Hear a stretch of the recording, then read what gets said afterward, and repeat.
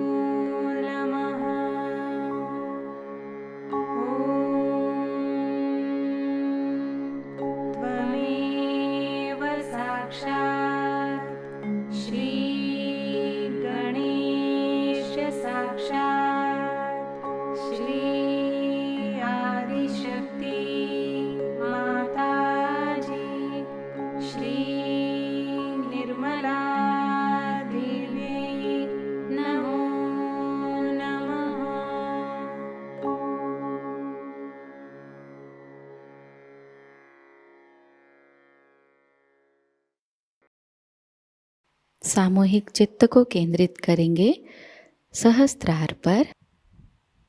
परम पूज्य श्री माताजी कृपावंत होकर हमें निर्विचार अवस्था प्रदान कीजिए।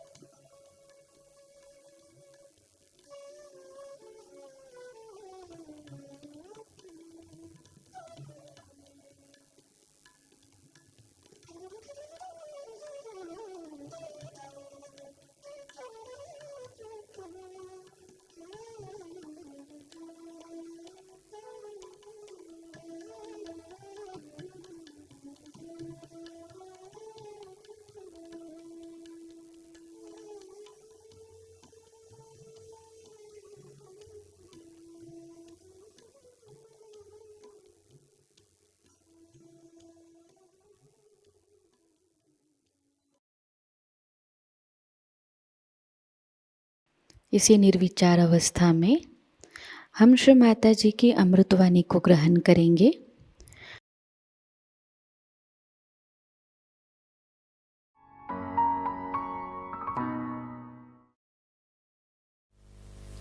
Today we are here to celebrate the resurrection of Christ.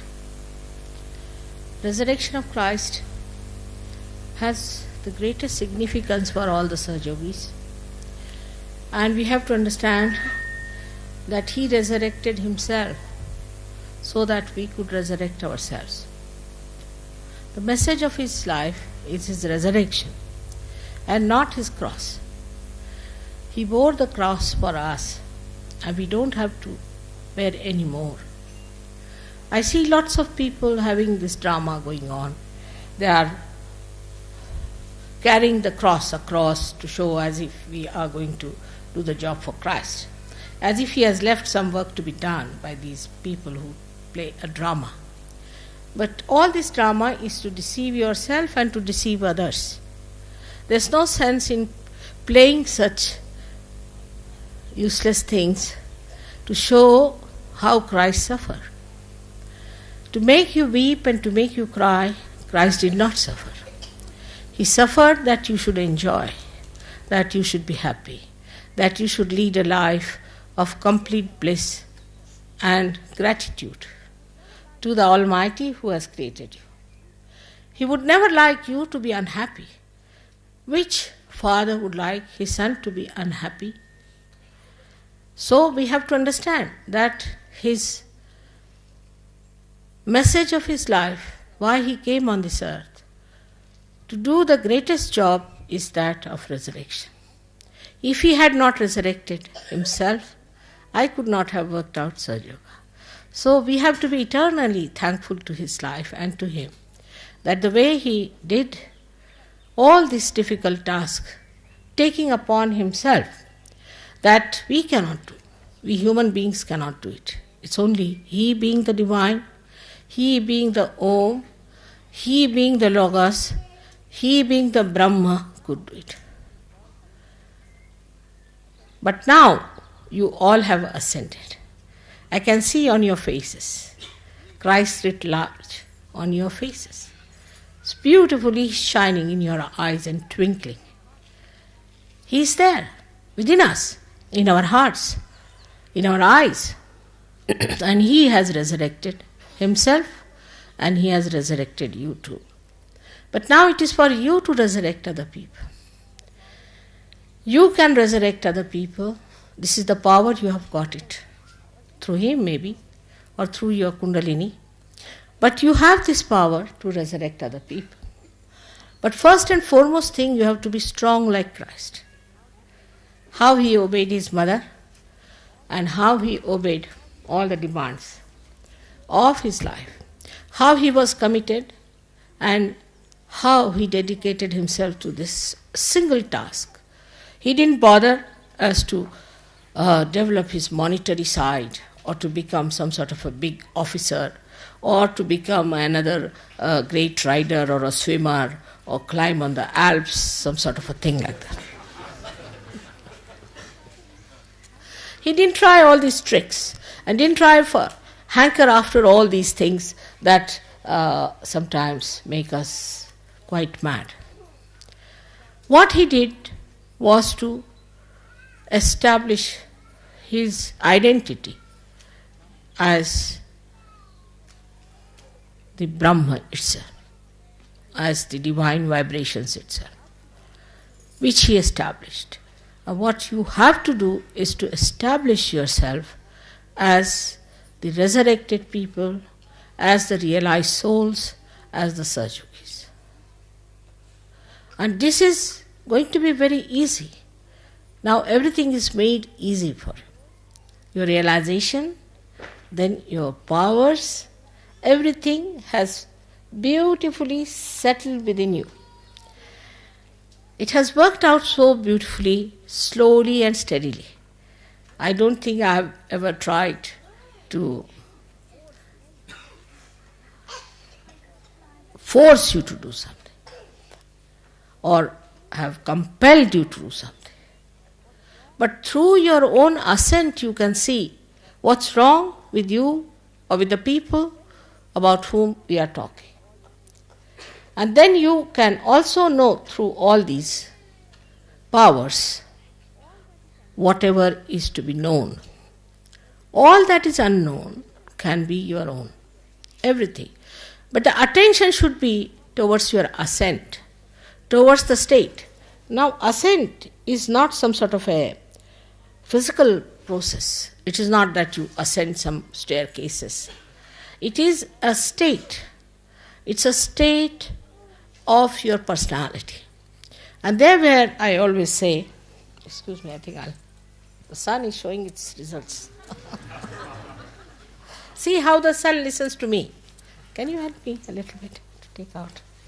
I think it's very hot. for me. I don't know what about you people. Just telling me off. Just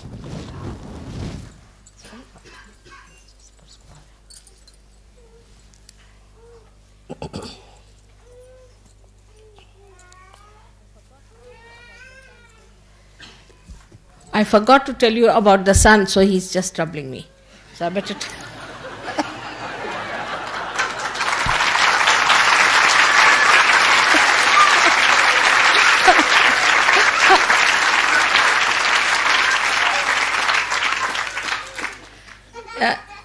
they have been telling for the last 1 year, you see, we've been thinking of coming here for this puja. And I was very anxious that we should have the Easter puja here.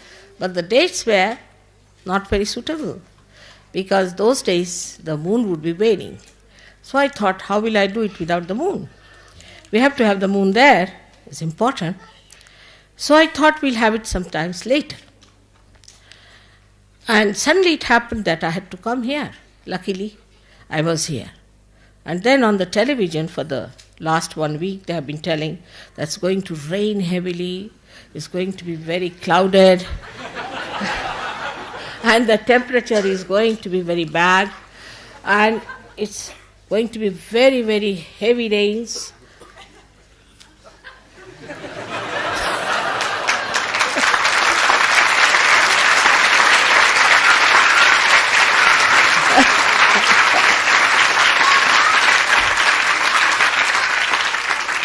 And again, every night, every time they announced about the weather, it was looking even worse every time. So, I thought, now what to do?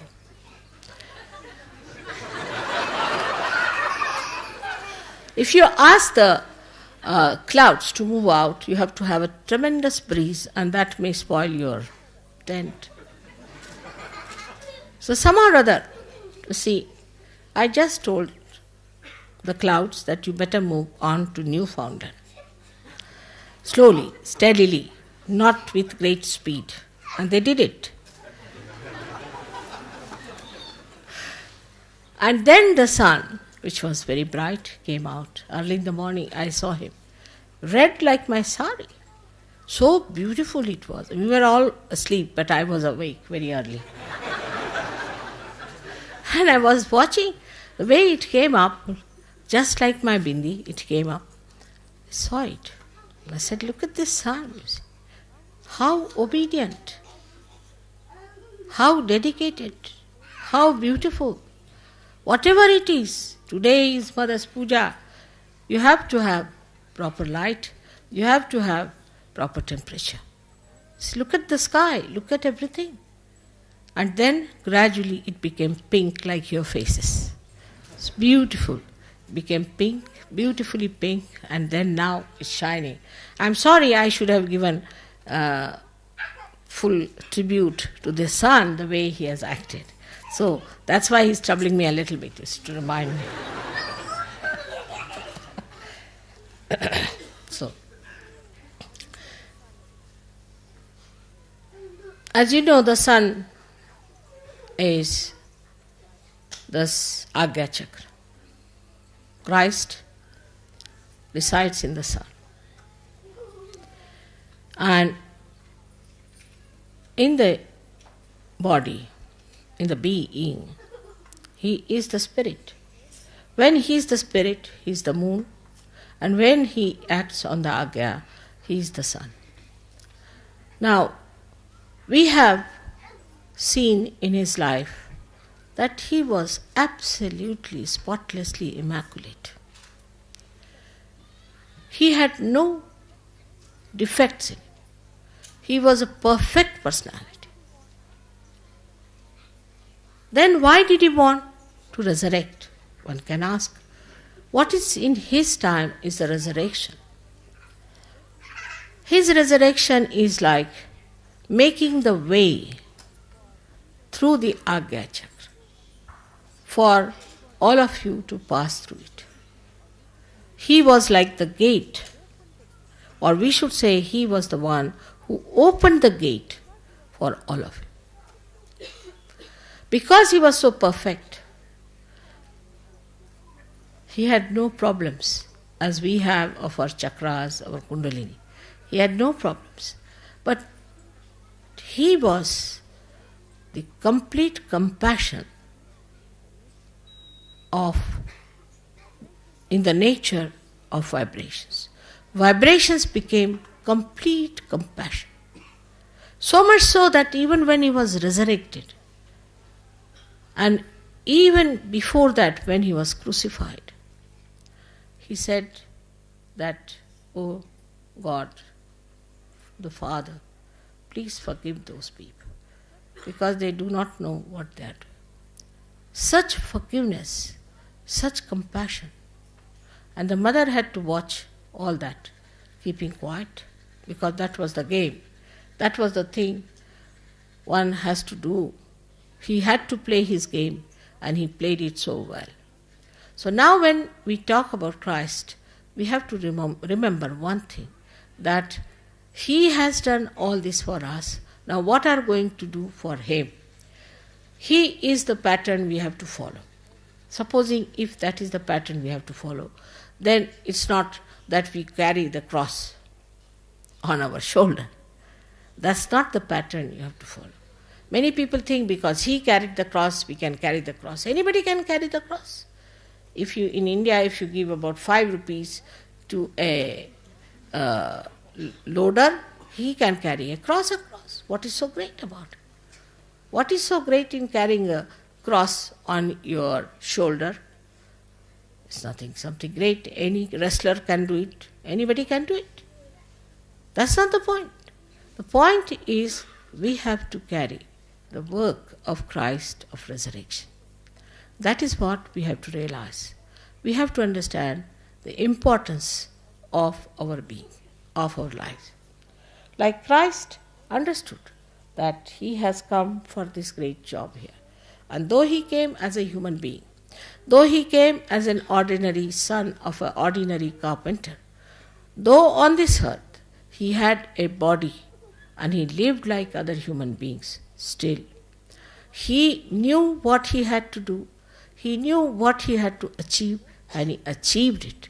I think his was the most difficult task which he achieved, and which he furnished it so well that today we are having all the benefits of that. Now, let us see if we have done something for Sahajayoga or not. We all should examine ourselves. What have we done for Sahajayoga? Not carrying the cross, I mean to say. Some people think when they travel in India and if they carry the luggage of people downward, they are carrying the cross of Christ. That's not the way. It's something very, very serious one has to think about. And that seriousness is how far we have achieved that state. For that, what have we done? And a simple thing I've been asking all of you, you have to meditate every day. All of you have to meditate every day. But somehow, nobody has time to meditate. We are having these watches just to know that we have to meditate. Not for anything else. Our lives are for meditation. You need not spend all your 24 hours, but you have to meditate. Every day you must meditate. If you meditate, your children will meditate. And meditation is such a simple thing for you, made so easy, that all the elements you can see, work it out. All your chakras are made of different elements. And when you clear out with a different style, you know all the methods and the techniques of Sahajayoga. With that, when you clear out these chakras, when you clear them out, you are absolutely free, absolutely at that stage where you have to be. But if you do not do this much even, is to meditate, is going to be very, very difficult for me and for you to achieve for which you have come on this earth. It's a tremendous task that I have taken over. I know that. But I know how to do it. And you also know how to do it. But the trouble is, you get entangled into your different conditionings. Now, by now, you must have realized all these so-called religions, in anybody's name, whether it is in the name of Islam, in the name of Christianity, in the name of Hinduism, in the name of Sikhism, all this is falsehood. It has no truth in it. They have all tried to use it for their own purposes. There's only one truth, and that is all these great prophets and all these great incarnations came on this earth for your ascent and not for establishing those religions who are just interested in money. In these religions also you'll find there are people who are either left-sided or right-sided. There are some religions which preach, oh, you should be very, very strict.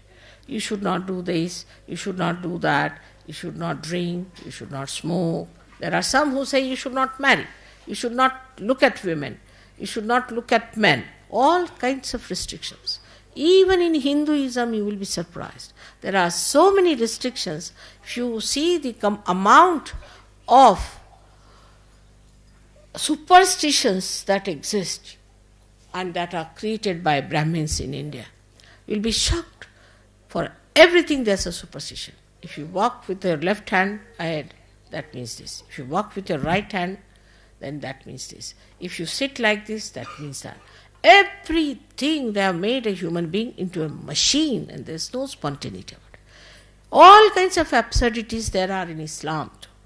But when we find them in a free place like England, where there's complete left-sidedness, where you can do what you like, still you are a Christian. You drink is all right.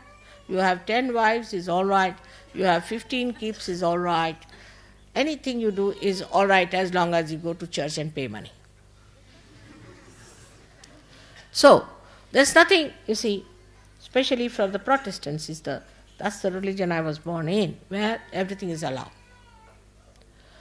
Now, when we come to this kind of a thing, what is the Christian religion is, then comes to that, if you ask them the road, they'll tell you which way to go.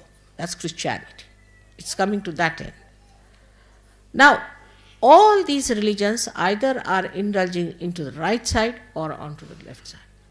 Some people like the left side and some people like the right side. I will tell you the story of a priest. I went to see him in Russia. I think I have told it to some people before. I went to Russia, and the Russian people asked me, what would you like to see? So I told them I would like to go and see some churches. He says, all right, very good, we'll take you to a church.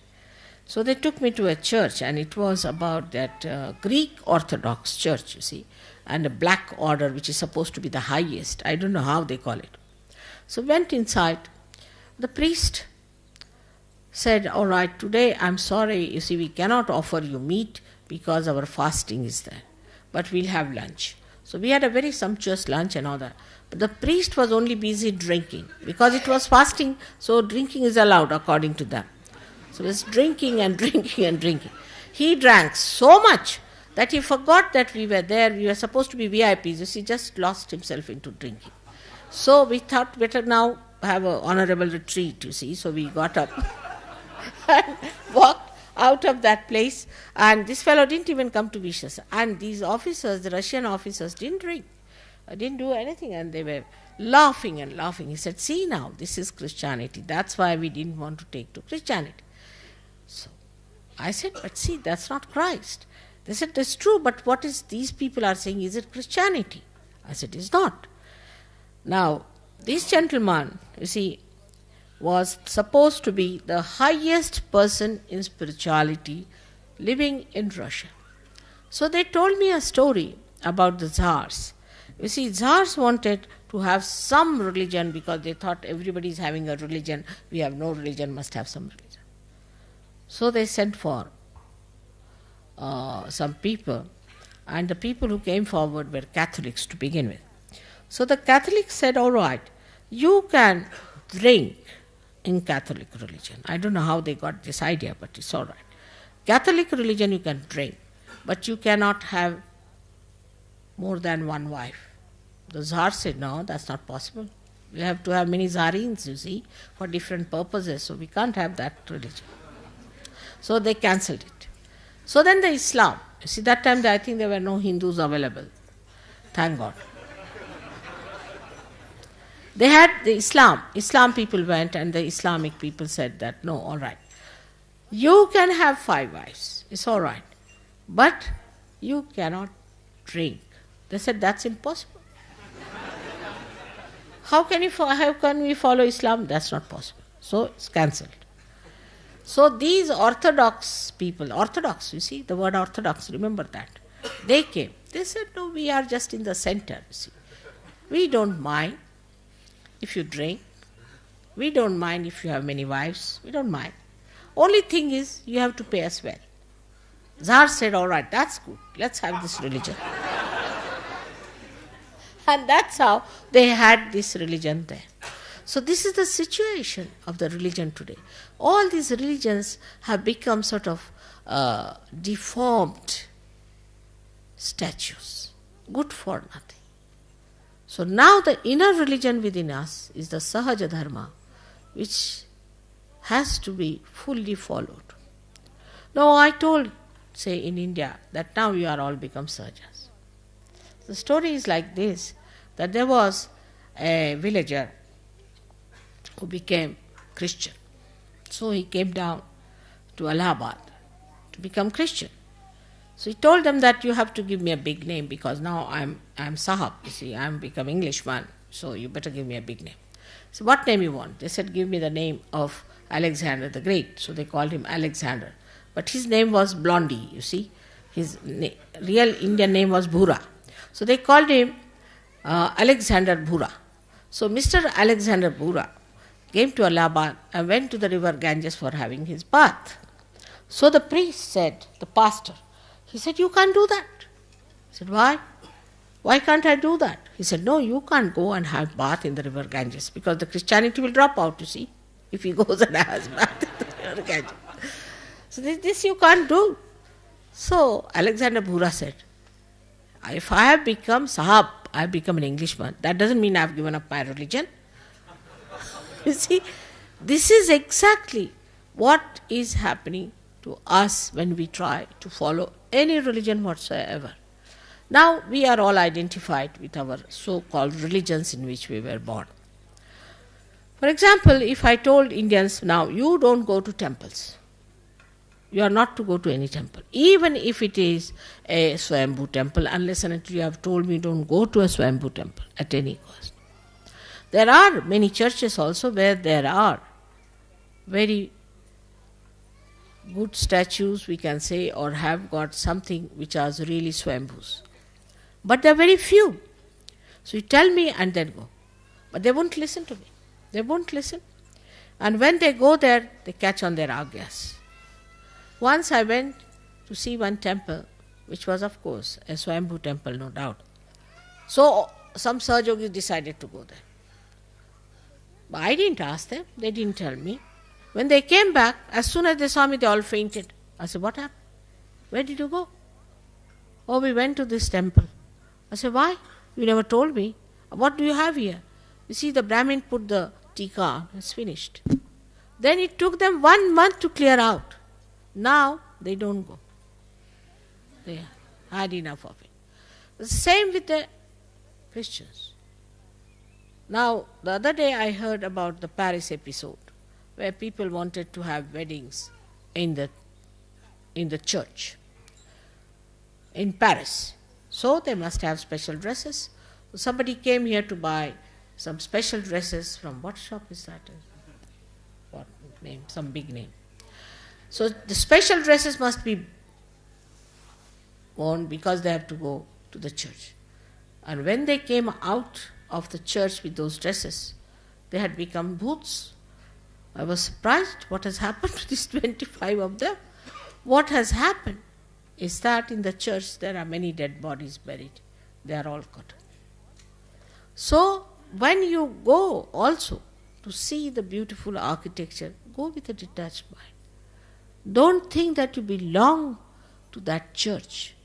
don't belong to any church, you don't belong to any temple, don't belong to any one of these forms, then only you will ascend. And I have to tell you today that Christ did not belong to any religion. He didn't follow any religion. He followed his own spiritual religion. When he went to one church where there were people who were discussing, the Jews, he went there and he was talking to them. The other day I saw a beautiful painting. They had given on the newspaper a very beautiful, famous painting where Christ is talking to the doctors and he's rubbing his left swadhisthana very nicely, and all the doctors, you see, one of them is listening to him, one of them is looking at him, sneering at him, another one is little bit paying attention to him, he's just rubbing his left swadhisthana. It's clearly, you can see it so clearly. And so now, with these new achievements, you must rise above all these things, and you must understand that we have to be very independently looking at ourselves. We are no more belonging to any religion. We belong to the religion of God, which is Sahaj. And Sahaj is the religion, it will spread only when you really become nothing but Sahaj. But that's something I don't understand. It doesn't work out. I met somebody from, I forget that, there was say called Ahmadi or something, who was supposed to be a incarnation or something. His disciples absolutely should say that they behave in such a manner that you can't believe it. How ardently they believe in this man. Whatever he says, whatever he does, how they believe in him, it's very surprising. You meet anyone who is following any guru, anyone, you'll be surprised the way they are fanatic about this fellow. They will not hear anything against, leave alone that. But if he says you stand on your head for the whole night, they will do it. I don't know what happens when it comes to falsehood. We try to follow it, and when we know the truth, this is the truth, then we take advantage and we try to compromise. We think the truth will not do anything about it. Not that truth will punish you. It will not, because you are realized source. It will not. It will not punish you up to a point. But remember that Ekadasha is absolutely working at the same time. If you do anything wrong, like these people went to the church, they were all caught. Now they may say that, Mother, why should we be caught? We are Sahajogis. Because you are vulnerable. You are vulnerable. Yet you have not reached that stage. If you reach that stage, then when you go there, all the church people will come out of the church and run away. They will start shaking before you. They will not know what has happened. I have seen when I enter into any church, all the candles start going chak, chak, chak, chak, chak, chak, chak. And people start wondering what has happened. Even when they are having a dinner or something and there is a candlelight dinner, I'm surprised the way every candle starts flickering. And people start looking because the booths are sitting before them, you see. So the candles immediately show that these are the booths sitting here. With all this knowledge that you have, the light you have within yourself, by which you are enlightened, still if you are going to these left and right sided things, is very, very dangerous. We see that also today. I must tell you about the part that is politics. In politics also these people have developed two types of theories. One is left-sided, one right-sided. The left-sided theories are democratic, where you can indulge into anything you like. It's an individual that is important. The individual indulges into everything, and you should not stop him from doing whatever he likes. He's an individual. So he has a right to cut his nose, he has a right to cut his eyes, to do what he likes. An individual is allowed to do what he likes to do, and then what happens? That we find this democracy becomes a demonocracy. Everybody is a demon. Everybody is busy cutting throats, cutting all the bases and the roots of life, because everybody is Brahma, becomes a great personality, because individual is so great and the collective is lost, completely lost. But on the other side, where it is more discipline, more aggressiveness, more controls and everything, is the right side, which we can call as communism, where people are controlled all the time. Now why? Because for the collective the individual must sacrifice. In that case the individuals become weak. And if the individuals are weak, then the collective cannot be strong. It cannot be strong.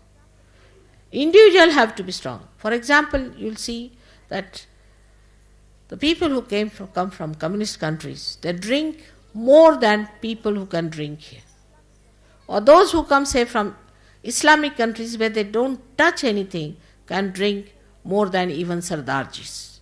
So you can imagine what is the situation of human beings is, that out of fear, if you try to control him, he goes to the right side.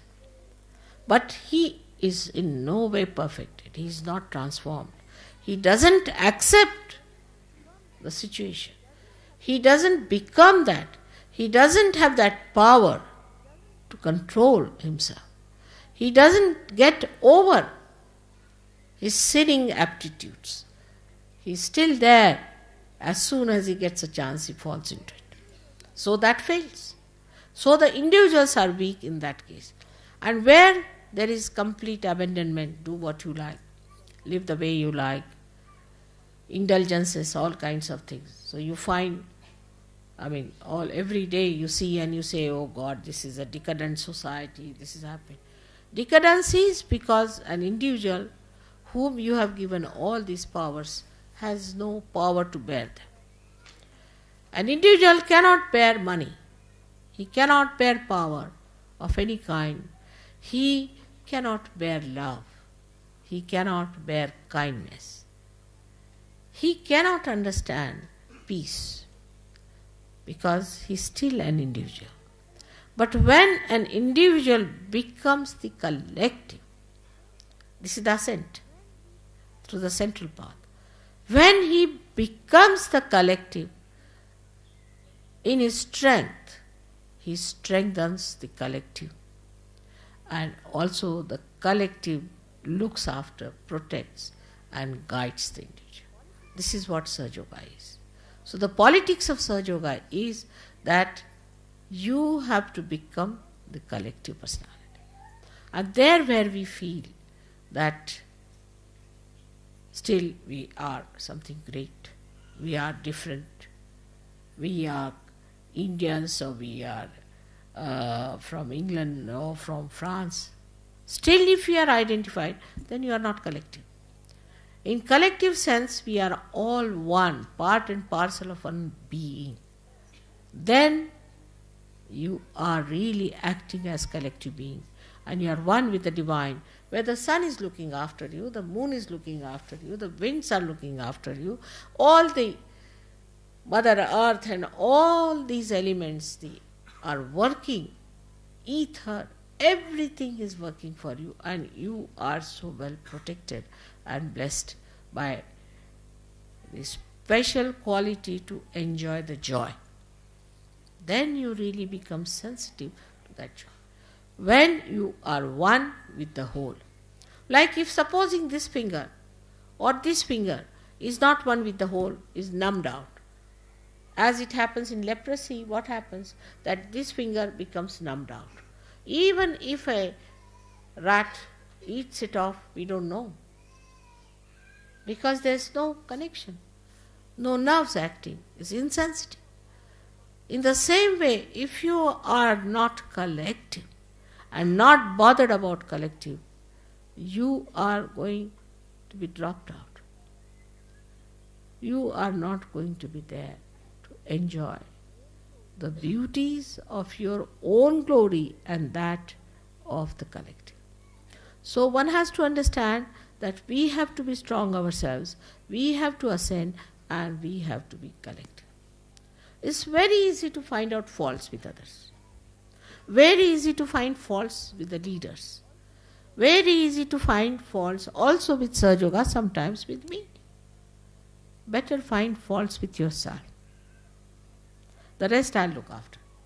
First you just find faults with yourself and try to understand others and love others and enjoy the company of others.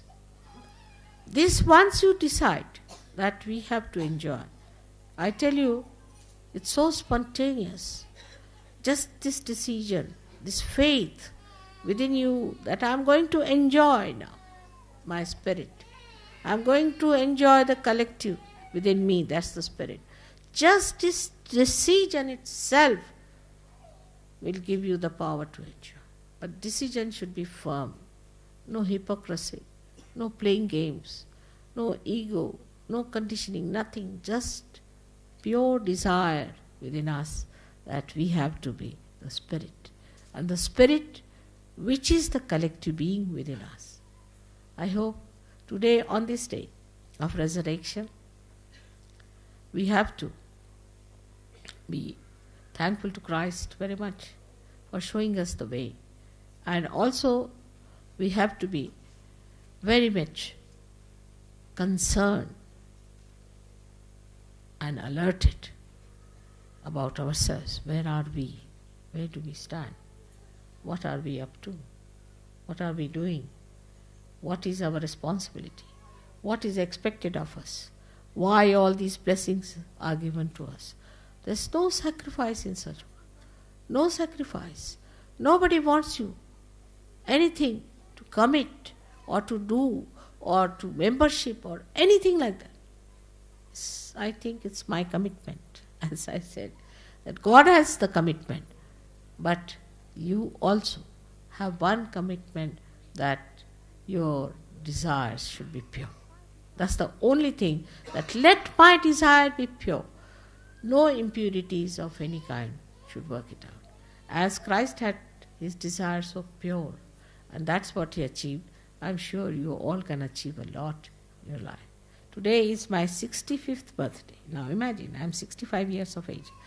And at this age, most of the ladies, you see, just, I don't know what they do. So, now you must come up and work out everything as far as possible, thinking that we all have to stand up.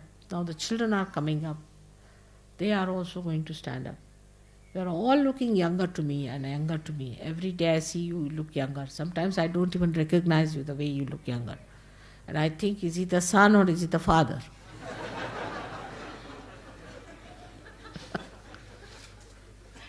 Now, the situation is such that you are all blessed.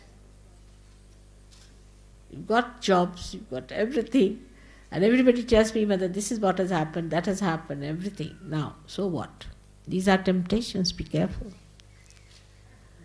This is not what you wanted. What you wanted is the state of that complete faith within yourself, where you don't have to ask nothing.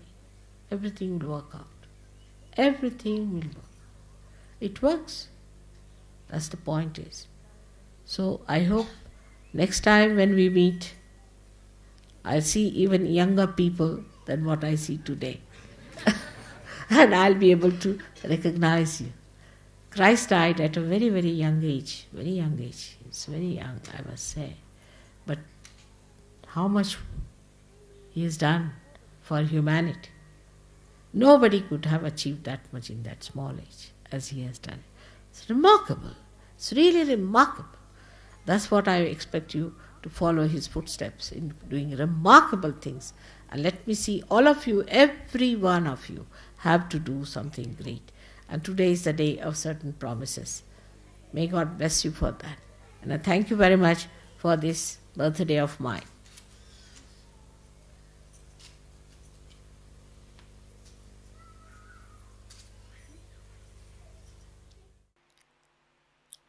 इसी अवस्था में हम कुछ समय निशब्द ध्यान में बैठते हैं।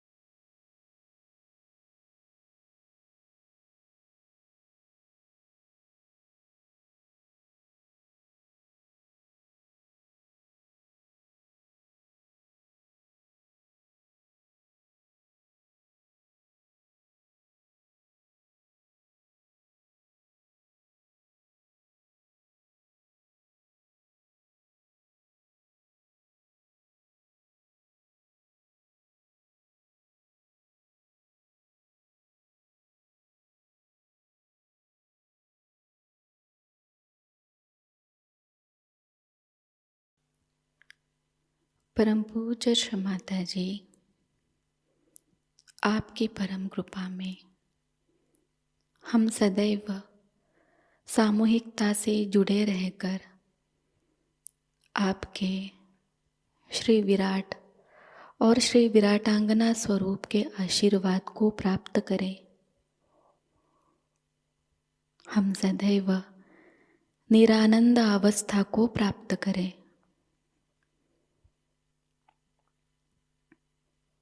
श्री माता जी, आपकी परम कृपा में अपने प्रकाशित ज्ञान से अनन्य भक्ति में उतरकर हम सहजयोग का प्रत्येक कार्य करें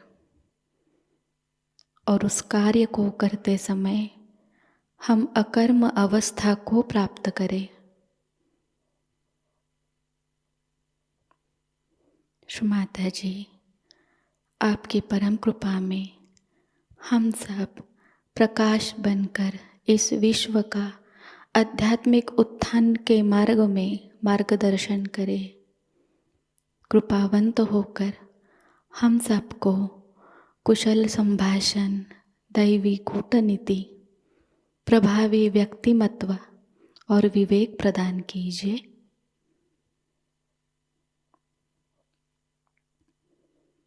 श्री माता जी, आज का यह सामूहिक ध्यान हम आपके श्री चरणों पर समर्पित करते हैं। कृपावंत होकर हम सबको और इस विश्व को आशीर्वादित कीजिए। परम पूज्य श्री माता जी को प्रणाम करेंगे और सामूहिकता में कुंडलिनी चढ़ाकर बंधन लेंगे।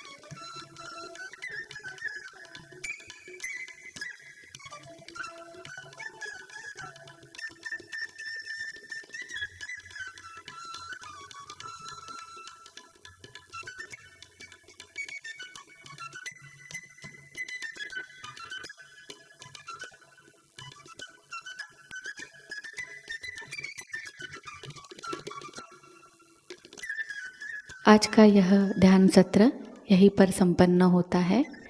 जय श्री माता जी।